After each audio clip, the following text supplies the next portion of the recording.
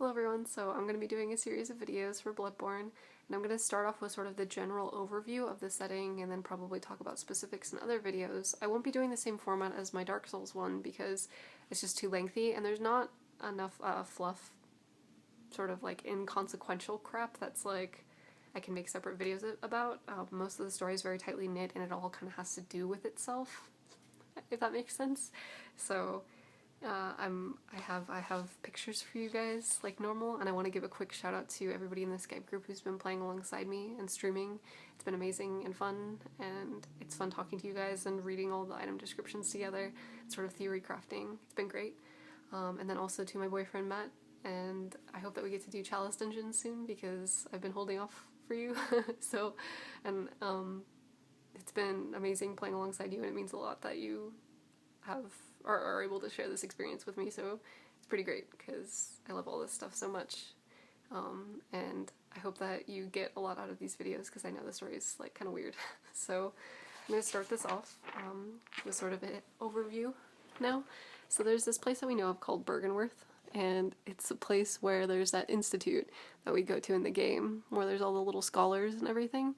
Pretty much the Byrgenwerth scholars were your sort of typical Enlightenment period type scholars who kind of got together and started to philosophize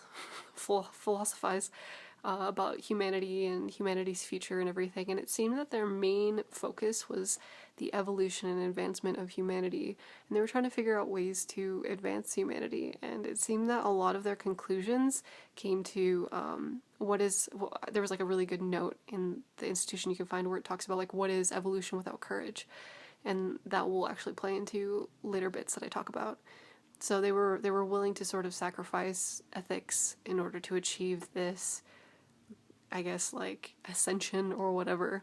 So the Byrgenwerth scholars ended up going from Byrgenwerth to Yharnam, which is where we first start the game. Also, I apologize if I mispronounce anything, I probably will. And this name especially, it's spelled Jodin, but it's pronounced by all the NPCs Yrden? The Tomb of Yrden, or Yrden? I can't pronounce it. There's an R in there for some reason when the NPCs pronounce it, I'm not sure why. But when Yrden appeared in front of all the people, he appeared as just a voice. And at first I thought this was some Lovecraftian indescribable stuff.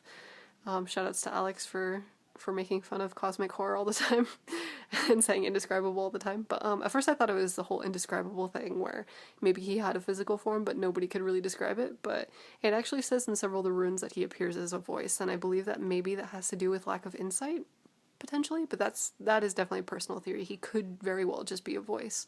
So he appeared to the scholars. He appeared to the scholars and said, hey, I got this fancy blood magic stuff, or like blood manipulation, let me show you how to use it.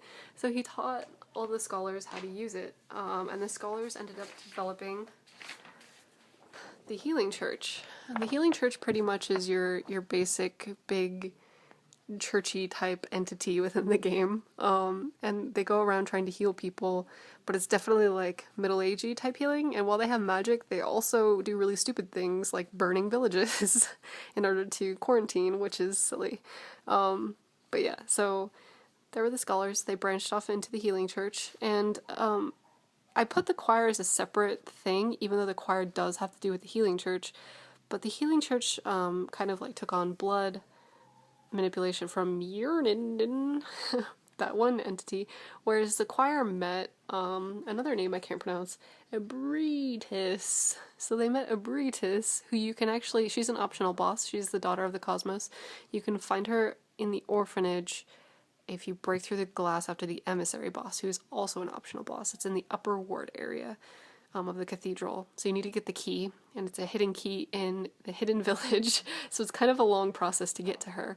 But pretty much the choir found her, and they sort of like communed with her, and she kind of opened up their eyes, and Willem and several other members of the Healing Church kind of broke off, and they actually see using blood as a very horrible thing, and that blood was actually going to cause something really horrible to happen.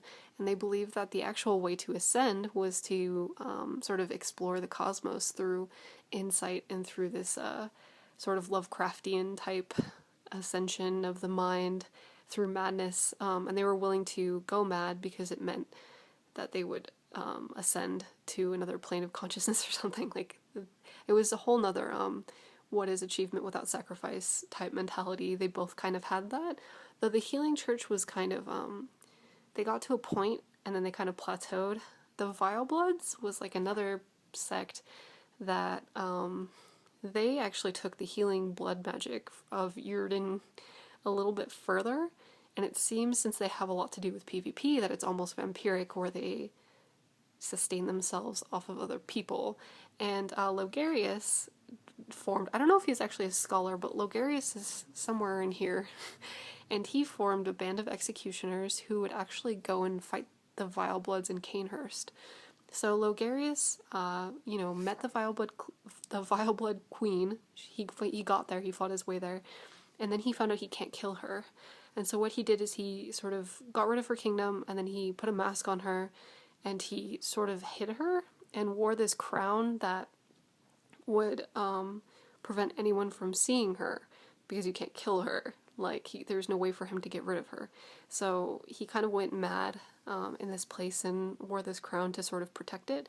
And in many of the item descriptions, it talks about how he was trying to prevent anyone from seeing the Vile Blood Queen. So he was essentially the Alfred calls him a martyr and everything like that. So Alfred goes and tries to destroy the Vile Blood Queen, but if you actually look at her corpse, she's like a pulsating mess of organs and flesh, and she's still alive, and if you pick up her flesh in the item description, it says she's also still alive.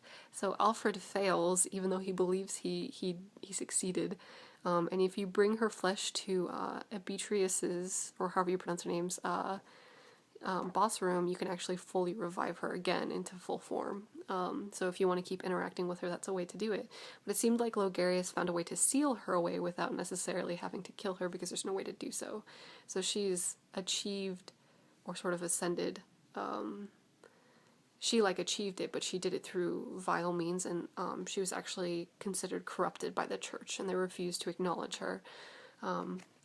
So pretty much, in order to make this less complicated, you have the people who use blood. Those are the Vile Bloods in the Healing Church, and then you have the people who believe that the cosmos is the sort of source of ascension. You have the choir, and then you have Willem. And then you have the hunters, who are kind of somewhere in between. The hunters, those who sort of get the pale blood transfusion, like the main character, the player character, you ascend into this dream, and the dream is sort of weird and ambiguous, but you kind of figure out what it means later on, and I'll get into that probably in my next video. So yeah, this is sort of the history and sort of like the weird linkage that's going on. And then what's it called, when Yharnam ends up getting overrun with the plague, the Healing Church believed that if they sectioned off Yharnam and then set it on fire, that it would protect them from the beast plague outbreak, but unfortunately it seems that whoever was tied to the blood would be undone by the blood, which is what Willem says. And it seems that Willem was the only one who didn't get infected, but he kind of, something else happened to him, which is entirely different, which is an issue with the cosmic path. So there seems like there's issues with both paths, and yeah, it gets really, like, kind of weird if you think about it too much. I think that there was a lot of stuff that they intended to do with the game that didn't actually go through. There was a Famitsu interview with Miyazaki where he talks about the player character going to find a cure, but it seems that the player character, if you read the very first note, was actually seeking the pale blood transfusion in order to ascend to the nightmare. And the reason for ascending to the nightmare very well could be that they were trying to go into the nightmare to end the cure, or to end the plague, but it's not explained in any notes that the player character did so because of that. So it's weird. It feels like there's chunks kind of missing in certain places, but it's still very good. And then I'll go ahead and make the second video now about sort of get into the present and what's happening with the player character and what's happening with the hunter's dream, and I can never pronounce his name. Geralt. It's not his name. It's the guy. It's the old man in the dream in the wheelchair. So yeah, I'm bad with names. But yeah, I'll have all that stuff up pretty soon, and then I'll have my third ending up probably a couple weeks from now.